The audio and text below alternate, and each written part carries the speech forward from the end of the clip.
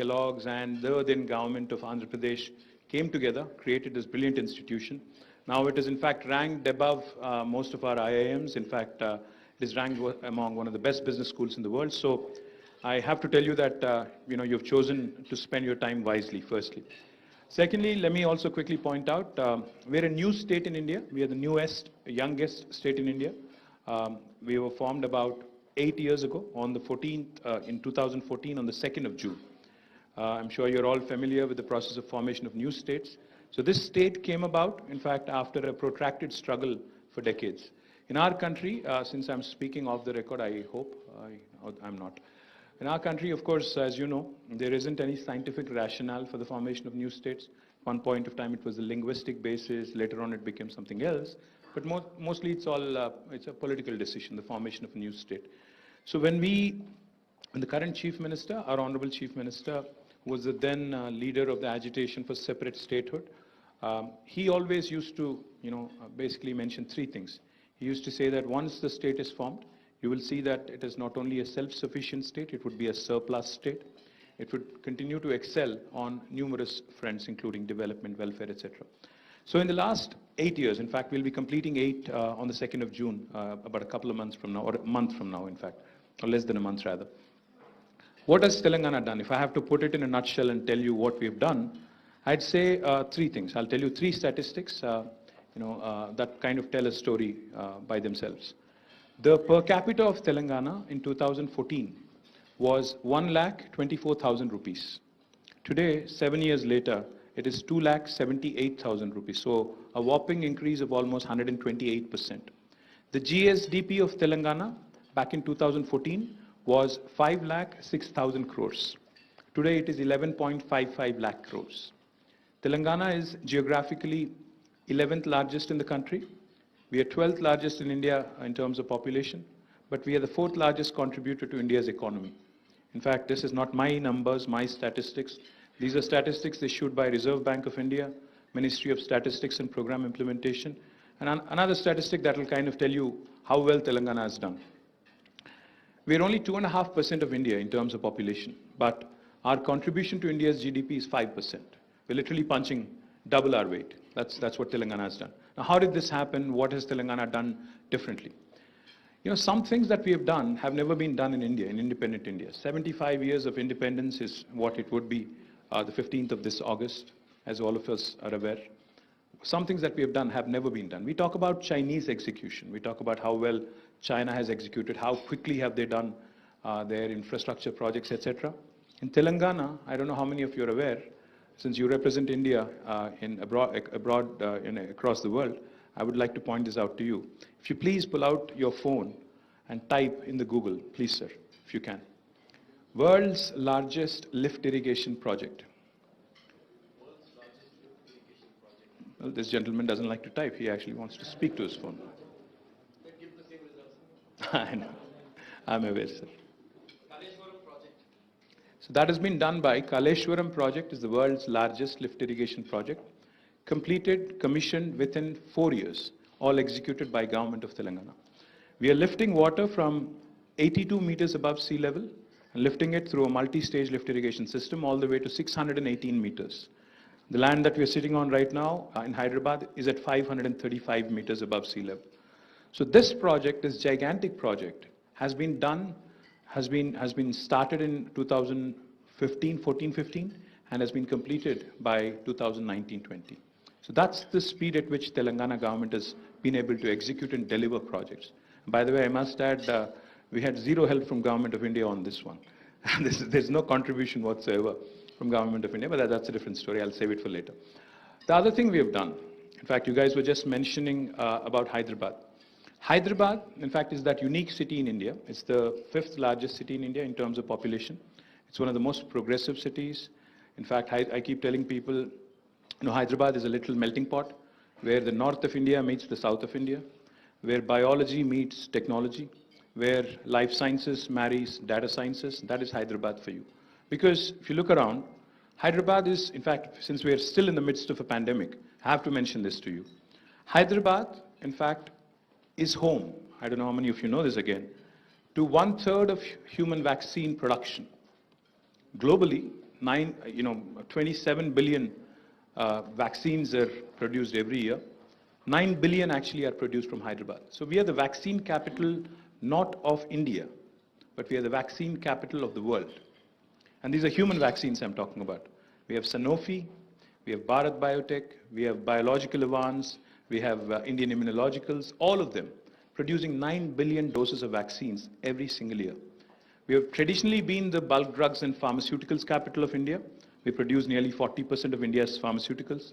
When President Trump picked up the phone and called Prime Minister Modi for hydroxychloroquine, it was Hyderabad that came to the rescue of India and also the rest of the world as well. So Hyderabad has been very, very strong by virtue of its legacy, by virtue of its ecosystem in terms of life sciences.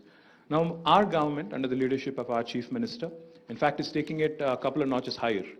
We are building the world's largest single pharma cluster in very close to the Hyderabad airport, about 28 kilometers south of it, in about 19,000 acres. It's the single largest pharma cluster in the world. We already have an environmental clearance, an NMAS clearance, and we already have a demand that is more than the land we can actually offer. And it will be the world's single largest pharma cluster. We have done things on a scale. I just told you about the world's largest lift irrigation project. I'm going to mention to you about a bunch of other things that we have done, which make us truly proud. If you go around the city of Hyderabad today, you will see that some of the marquee names in information technology have made this their largest base. Amazon, is a company that is very, very well known. I'm sure most of you speak to Alexa at home. Amazon's world's largest campus is not in Seattle, it is in Hyderabad. And just to add to that list, marquee list, Google, Qualcomm, Facebook, Apple, Microsoft, Salesforce, ServiceNow, Micron, all of their second largest base anywhere in the world outside of their headquarters is right here in Hyderabad. Novartis, again, second largest base outside of Basel, is in Hyderabad. Now, in case you're wondering, is this all low-end KPO, BPO kind of work? No. We are doing cutting-edge technology. In fact, Google Maps, their latest version was developed right here. Facebook's entire VR program was done here. And the list goes on. It's a huge. Micron is another very large chip-making company. Their second largest base in the world is here. Medtronic. I'm sure most of you are familiar about Medtronic. Medtronic's second largest base in the world is right here. So the list goes on. It's a huge, huge list of companies that we've been able to attract. How did this happen? Our Honorable Chief Minister has been leading from the front. A couple of you were asking me a while ago, what do you guys do in terms of a single window, ease of doing business, etc. In 2014 November, we came out with the first legislation in the new government of Telangana. It was called TS iPass. TS stands for Telangana State. iPass stands for Industrial Project Approval Self-Certification System. Any investor in Telangana, if you would like to set up a factory or an office, you actually don't need to speak to us. If you have a piece of land that you've allocated or that you've bought or has been allocated to you, you can hit the ground running. You can start construction of your factory on day one. You don't need any clearance from the state government or the municipality or the Gram Panchayati. And this is backed by statute. Just like how right to information is a right given to the citizen, just like how right to education is a right given to the children, the students, we have conferred a right on the investor. We said you can self-certify yourselves as being in compliance with the law of the land. And you can start construction on day one. No other state in India, and in fact, when I was in US, I met with the chairman of KPMG and I was mentioning to him that no state in India will offer you this. He smiled and he said, no state in the United States also will offer you this. So that's the kind of policy making we've done. The second thing we do, besides giving you self-certification access and self-certification privilege, we also request, since we need to know who is doing business in our state, we request that you submit an application online simultaneously on the TS iPass portal. What do we do with it when we get it? Once we understand the nature of the business, once we understand the investment potential, once we understand the employment opportunity that you're creating, we promise all clearances in 15 days. This is backed again by statute. And if we don't deliver on the 15-day window, on the 16th day, It's a deemed approval. It's an automatic approval, backed by legislation. And this is again, this was done 7 years ago. Even the most senior bureaucrats, we have the 92 batch Indian Administrative Service officer, who's my principal secretary, who was the topper of UPSC, Jayesh Ranjan. Even he is not exempt. Even he is not exempt from a penalty of rupees 1,000 per day, should there be a delay beyond the 15-day period that is by statute. Fortunately, Jayesh has never had to pay the fine. That's a different story. In the last 7 years, in case you guys are wondering, because I know you meet a lot of, you're all career diplomats, you meet a lot of smooth talkers, you meet lots of very nice people. In case you're wondering, is this guy just BSing his way through? I'm not. In fact, we've given out more than 19,000 clearances in the last 7 years. We have been able to attract more than 2.3 lakh crore investment, create a direct job potential of 1.6 million plus jobs. Now that is the story of Telangana for you in a nutshell, in the private sector. Now, have these materialized? Because normally when you have these vibrant summits, we announce big numbers, but none of them actually translates on ground. We are not one of those vibrant states. We actually ensured that 85% of our investments that have been committed have translated into reality, have actually been operationalized. Most important facet for any administration, most important compliment for any administration, if you ask me, is repeat investments, reinforcement of faith from an existing investor, and that is where Telangana scores big. In fact, our Chief Minister keeps telling us, if you keep your existing investors happy, they are the biggest ambassadors for you anywhere in the world. 24% of my investments today in the state of Telangana are repeat investments. Just to give you one example, there's a gentleman called Sandeep Somani, who used to be the president of FICCI in the past. He runs a company called HSIL, the Hindustan Sanitary Indware Limited. He had one factory in Telangana prior to the formation of the state. Now he has 8 factories in Telangana. He added 7 more. That goes to show you how much confidence an investor has in the state. When we started our journey as a new state, we were a power deficit state. We couldn't provide power. We had to have power outages, power holidays for industries, almost 2 or 3 days a week. Now we produce we provide not only quality power to the industry, we are the only state in India which provides 24/7 free power to the farming sector as well. We provide, of course, quality power to the domestic sector, industry, and also the farming sector. In the last 7 years, I mentioned to you, our GSDP has risen by a whopping 125%, from 5 lakh crores to 11.55 lakh crores. What is the most impressive facet about Telangana, if you ask me, is the holistic model of development. In Telangana, while you have IT growing on one hand, all the marquee companies I mentioned have contributed tremendously to our IT sector's growth. Our IT exports were at 57,000 crores of rupees in 2014. Now, as of last year, May, they were at 1,45,000 crores. Simultaneously, while IT was growing, our agriculture also has grown tremendously. Our agriculture activity has expanded by 119%. In fact, agriculture's contribution to the state's GSDP has increased from 16% to 21%. On the one hand, while industrialization has been rampant and very robust, our environment, in fact, environment consciousness has ensured that our green cover in the state has risen also by 7.7%. In independent India, no state has been able to match this feat.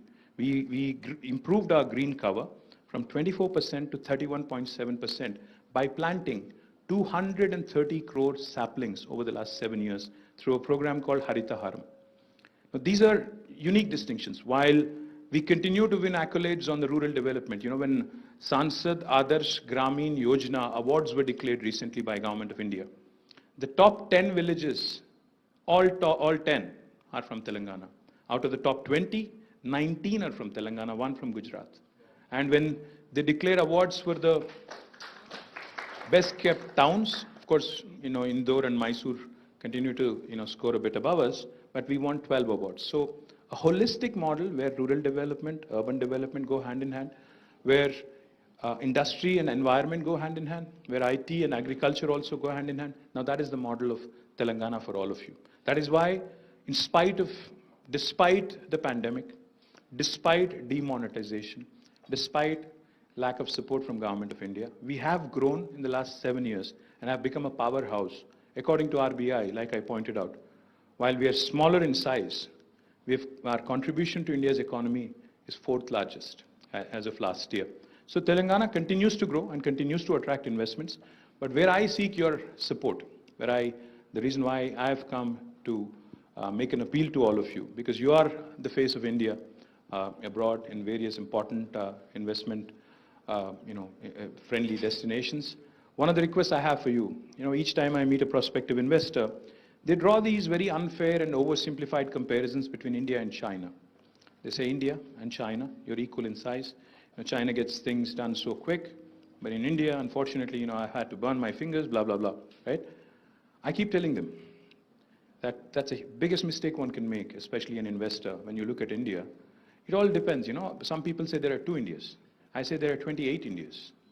It all depends on which India that you choose to enter through. If you make Telangana your gateway into India, you'll see a very different version of India. With all due respect to anybody who's here from Uttar Pradesh, you'll see a very, very different version of India if you choose to enter through Uttar Pradesh. As simple as that. I mean, these are very different. It's like Europe. I mean, most of you who are working in Europe would understand and appreciate.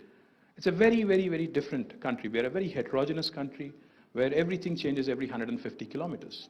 The language, the dialect, the eating habits, everything changes every 150 kilometers. So my humble appeal to all of you, I know you guys spend a lot of time training in Delhi and elsewhere, and I know you've also spent some time in Delhi before coming here. Firstly, I say this as a joke on a lighter note, please don't get me wrong. Unlearn what you've learned in Delhi. Thoda bhul jaiye, or I think you have to start helping us as states. I think a bilateral engagement.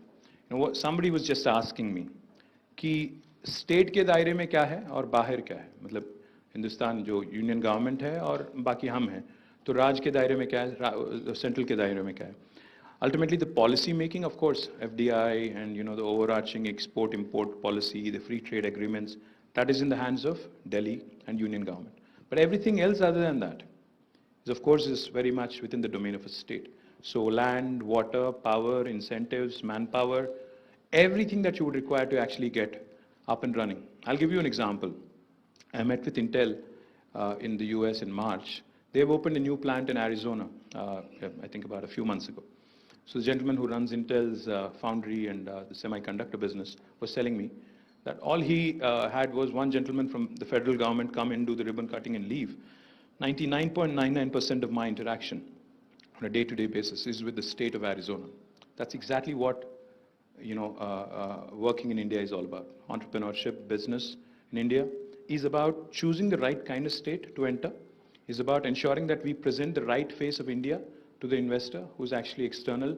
Because once the initial impression, the first impression, is not made, they go back thinking and reinforcing that stereotype of India as a country of snake charmers, cattle running on the streets and elephants all over the place, blah blah blah. You know it better. You've spent enough time abroad, so you know it more I think pointedly than me. My humble appeal to all of you, of course, bilateral engagements help. We do a lot of investment promotion. We travel. I'm leaving for London tomorrow, and from there we go to Davos, the World Economic Forum. We keep traveling. We keep making a pitch. But I think you are our biggest ambassador. Anybody who's looking at India, if you can potentially, my 14 important areas where I am seeking to attract investments are the usual suspects. The important ones, of course, are information technology, life sciences, logistics, food processing. We have gems and jewelry. We have aerospace and defense. Just to again give you a few numbers as to how well Hyderabad is doing and as to how the strengths of Hyderabad. I don't know how many of you know this. The largest number of US FDA approved manufacturing facilities anywhere in the world are in Telangana. The second largest number of US FDA approved units are in the state of New Jersey in the US. So that is the strength of Telangana in life sciences. We produce 1/3 of vaccines, largest number of FDA approved units, etc. So life sciences is an area, if say somebody is in Belgium, for example, you're looking at getting a life sciences company to India, or they want to expand operations, etc. This is the place to be. Again, information technology, Bangalore, for those of you who are from Bangalore, I love the city too, but literally it has gone, a bit, it has become a bit terrible over the last few years, a few decades actually. My apologies to anybody who's here from Bangalore. But the fact is, information technology, life sciences, and the points of intersection. For example, Novartis here, because the new age industry is not about the traditional way of doing business. The points of intersection. Novartis, I told you, has about 8,500 people here. They are into digital drug discovery. They don't have a manufacturing facility here. They are working, data scientists, biostatisticians, bioinformatics. We have just inaugurated a facility, a company called Arite. In fact, Jayesh is going there right after this. This company, in fact, was telling me just now that they will be ramping up their numbers from 8,000 to 10,000 people in the next 2 years in Hyderabad.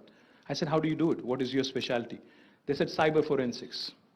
I'm looking at people in cyber forensics.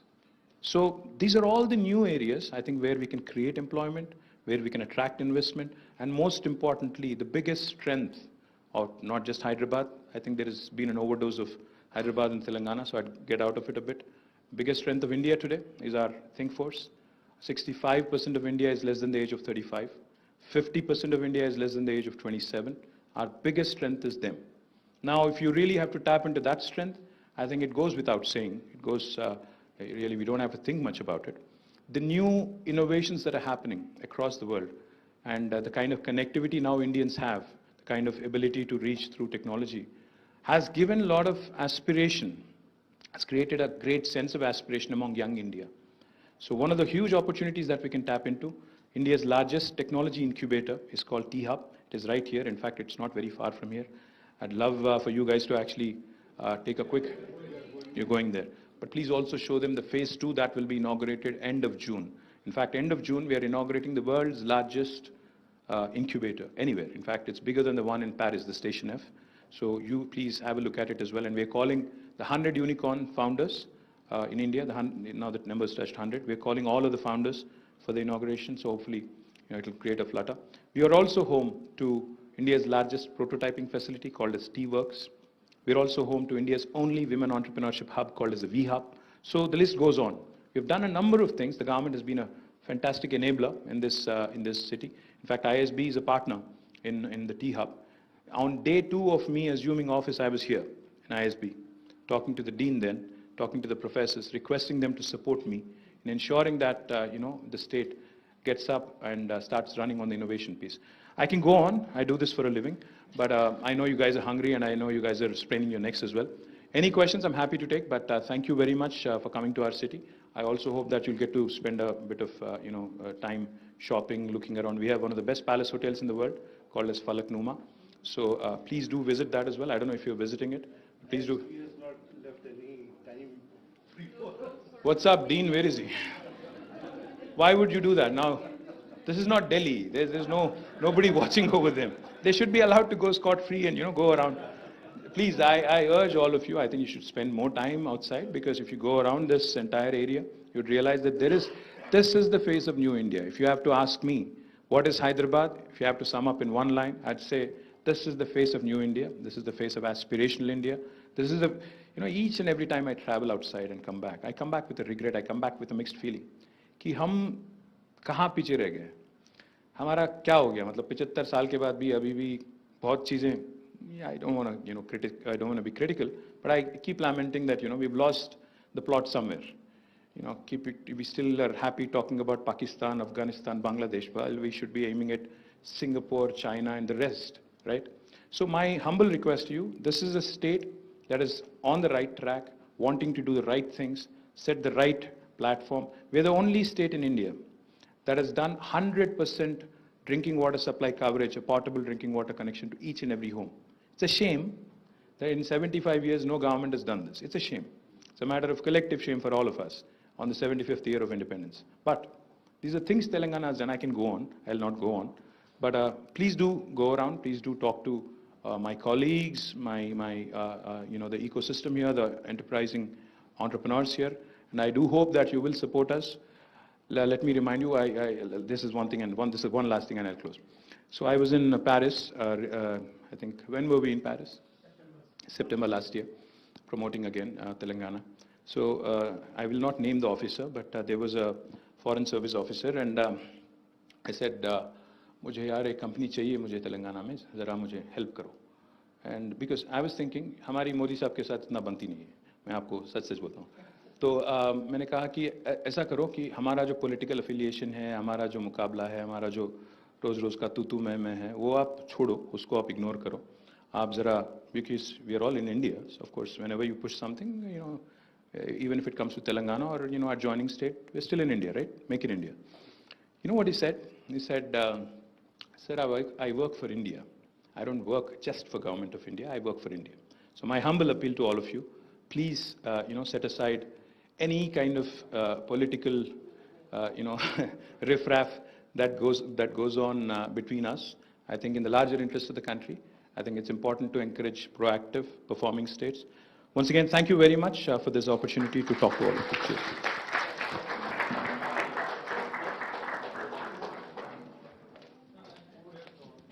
Fearless.